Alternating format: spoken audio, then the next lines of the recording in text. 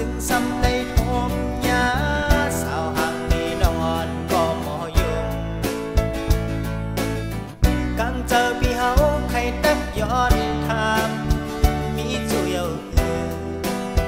กำลันมาปันอินหนึ่งน้องโอยจึงมือเลยทบหันสู่นางก็หมอยุ่งนี้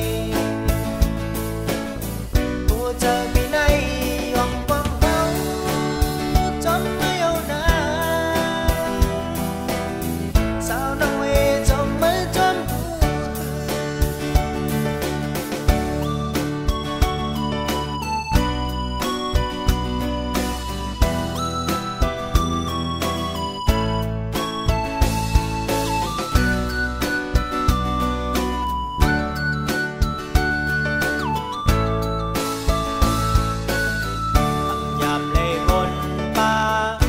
ซ้ำเลยห่ม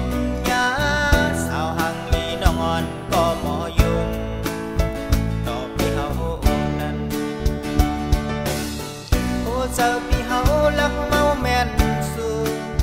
เมื่อใจไหลหันทำยามเลยวนป่าซึ่งซ้ำเลยห่มยาสาวห่างมีน้องอ่อนก็หมอยุ่งกังเจอพี่เฮาใครตักย้อนทามมีจุยเอากำลันมาปันอินหนึ่งน้องโอยจึงมือเลยทบหันสู่นา